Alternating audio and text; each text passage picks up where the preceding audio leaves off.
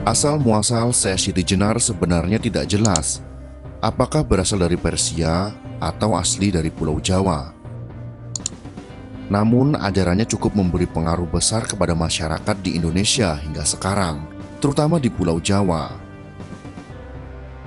Syekh Siti Jenar termasuk anggota Wali Songo yang hadir pada pertemuan pertama yang diselenggarakan oleh Sunan Giri, ketua Wali Songo yang baru sebagai pengganti Sunan Ampel. Di dalam pertemuan itu, dibicarakan tentang pemikiran Syekh Siti Jenar yang berkaitan dengan ma'rifat. Ternyata diketahui bahwa Siti Jenar punya pandangan menyimpang di dalam beragama. Akibatnya, tokoh ini dikeluarkan dari keanggotaan Wali Songo, bahkan akhirnya dijatuhi hukuman mati.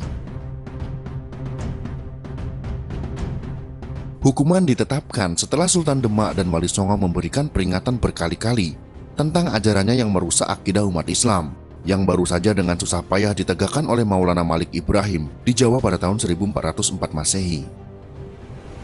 Namun alasan ini belum dianggap kuat, maka hukuman mati Siti Jenar baru diambil setelah Adipati Pengging, yaitu Ki Ageng Kebo Kenongo, dihukum mati karena memberontak kepada kekuasaan Demak Bintoro. Ditambah lagi murid-murid Syekh Siti Jenar yang berbuat onar karena putus asa dengan kegagalan Adipati Pengging tersebut. Kebo Kenongo adalah harapan terakhir bagi pengikut Hindu-Buddha animisme untuk mempertahankan ideologi mereka menghadapi pengaruh dakwah Islam. Misteri Syekh Siti Jenar karya Profesor Dr. Hasanus Simon, halaman 427.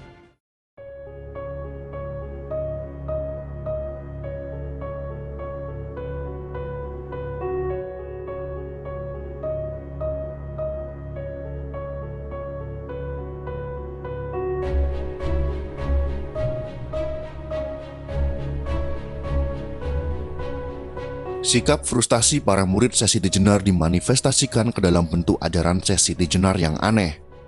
Mereka berkeyakinan bahwa manusia hidup di dunia ini sebenarnya dalam keadaan mati. Maka manusia yang lalu lalang di muka bumi merupakan mayat-mayat yang gentayangan. Sosok Siti Jenar telah menjadi komoditas kaum zindik di Indonesia untuk mengekspresikan kesesatan mereka. Maka ajaran Syekh Siti Jenar sangat tergantung pada pemikiran masing-masing orang yang menulis tentang Siti Jenar.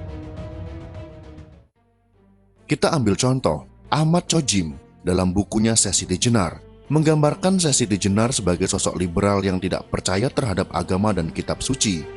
Pada halaman 34 penulis berkata, Syekh Siti Jenar bukanlah seorang teolog, dia seorang praktisi. Agama baginya bukan teori yang harus dihafal, agama adalah sebuah jalan yang harus dilalui. Dia tidak mengambil pusing dengan nama agama, walaupun agama sedang disandangnya Islam. Tetapi kenyataan hidup, keberadaan diri dan jiwa, itulah yang menjadi kesadaran Siti Jenar dalam hidupnya di dunia ini. Siti Jenar menyadari sepenuhnya bahwa hidup di dunia ini ada di alam kematian, karena kita sebagai bangkai, kita tidak mampu berkomunikasi dengan Tuhan. Syekh Siti Jenar, karya Ahmad Chojim, halaman 34. Dalam bahasa Jawa dikenal dengan keyakinan Manunggaling Kawula Gusti, yang berarti zat Allah menyatu dengan hambanya, seperti keyakinan yang dikembangkan Al-Halaj dan Ibnu Arabi, yang akhirnya dihukum panjung berdasarkan fatwa para ulama.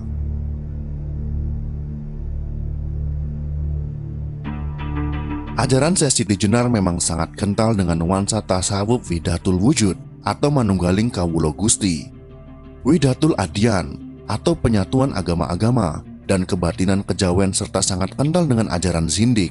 Yang demikian itu tampak dalam beberapa ungkapan yang diturunkan oleh Ahmad Chojim dalam bukunya Syekh Siti Jenar pada halaman 34, yang antara lain, manusia yang hakiki adalah wujud hak, kemandirian dan kodrat, berdiri dengan sendirinya, sukma menjelma sebagai hamba, hamba menjelma pada sukma, nafas sirna menuju ketiadaan, badan kembali sebagai tanah.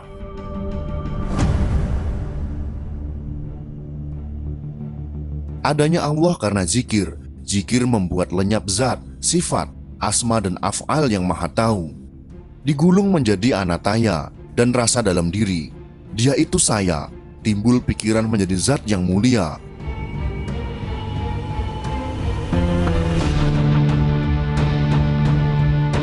Dalam jagat besar dan kecil dimanapun sama saja, hanya manusia yang ada.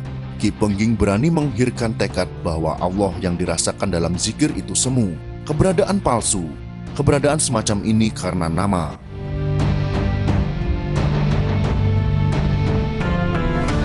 Manusia sejati itu mempunyai sifat 20. Dalam hal ini agama Buddha dan Islam sudah campur, satu wujud dua nama, kesukaran tiada lagi. Ki Pengging sudah memahami ajaran Siti Jenar.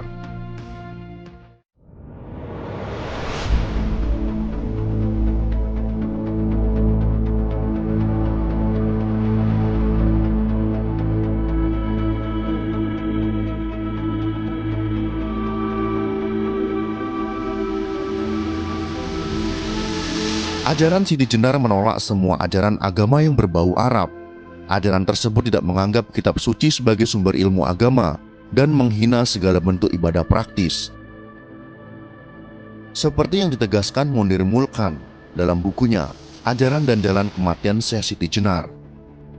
Syekh Siti Jenar berpendapat bahwa ketika syahadat, sholat, dan puasa itu tidak diinginkan, maka hal itu bukanlah sesuatu yang perlu dilakukan.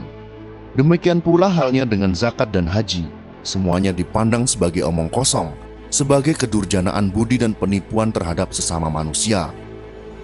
Ajaran dan Jalan Kematian Syekh Siti Jenar, karya Dr. Munir Mulkan, halaman 66. Siti Jenar juga membuat alasan yang sangat aneh, bahwa menurut pandangan Jawa, pelaksanaan sholat 5 waktu itu bukan sholat yang sebenarnya, dan kalaupun tetap disebut sholat, maka pelaksanaan sholat yang tampak lahiriah ini hanyalah hiasan dari sholat yang daim. Dalam pemahaman Jawa, sholat daim adalah sholat yang ditegakkan secara terus-menerus, tidak pernah putus, baik ketika berjaga maupun ketika tidur. Syekh Siti Jenar, karya Ahmad Chojim, halaman 203. Menurut Syekh Siti Jenar, hanya orang-orang yang dungu dan tidak tahu saja yang menuruti aulia atau wali, hanya karena mereka diberi harapan surga kelak di kemudian hari. Siti Jenar justru tak pernah menuruti perintah budi, bersujud-sujud di masjid menggunakan jubah dengan harapan memperoleh sejumlah pahala yang akan diterima nanti. Ketaatan seseorang juga bukan karena dahi dan kepalan tangannya sudah menjadi tebal. Ajaran dan Jalan Kematian Syekh Siti Jenar, halaman 66. Bahkan ajaran Syekh Siti Jenar menolak mentah-mentah kitab suci sebagai sumber ilmu, seperti kepercayaan yang menyebar di kalangan sufi ekstrim. Sebab menurut Siti Jenar, ilmu tidak dapat dicapai hanya dengan membaca buku-buku, membaca kitab suci, mendengarkan petuah kiai atau wali.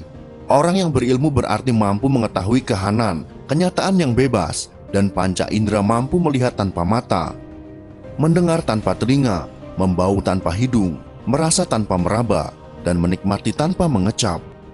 Walaupun latar belakang kehidupan Syekh Siti Jenar tidak jelas, beberapa dokumen yang menjelaskan ajaran Syekh Siti Jenar sangat banyak menunjukkan sikap zindiknya.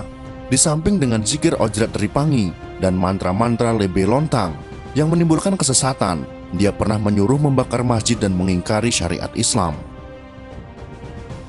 Syekh Siti Jenar mengatakan bahwa Al-Quran merupakan pegangan hidupnya, tetapi secara kontras dia mengingkari hukumnya dan menganalisa kandungannya menurut pemahaman Widatul Wujud dan hawa nafsu pribadinya.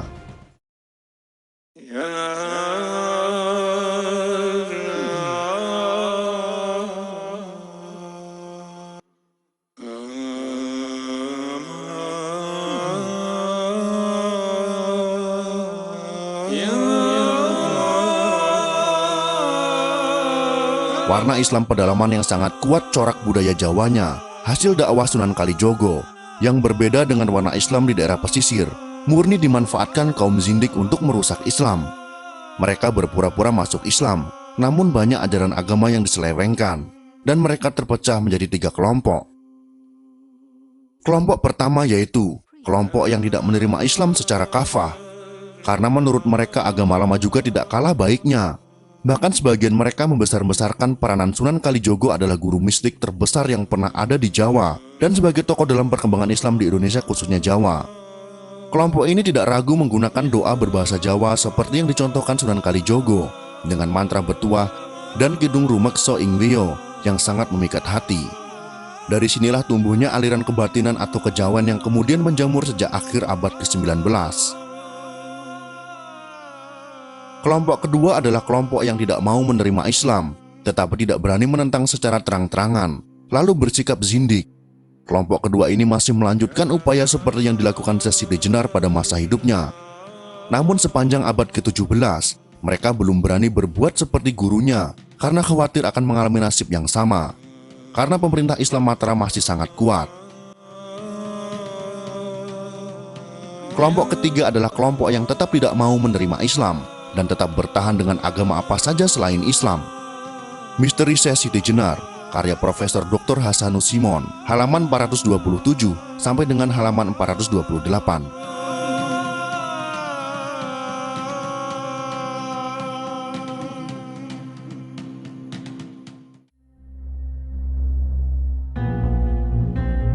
Demikianlah gambaran sekilas tentang pemikiran Syekh Siti Jenar yang membawa paham Wihdatul Wujud.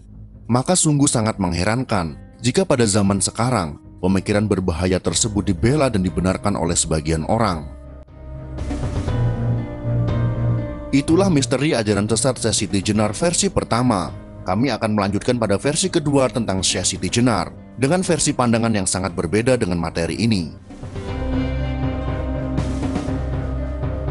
Jika kalian suka dengan video ini, silakan berikan jempol ke atas. Dan jika kalian menganggap video ini bermanfaat, maka bagikanlah untuk teman-teman Anda yang lain.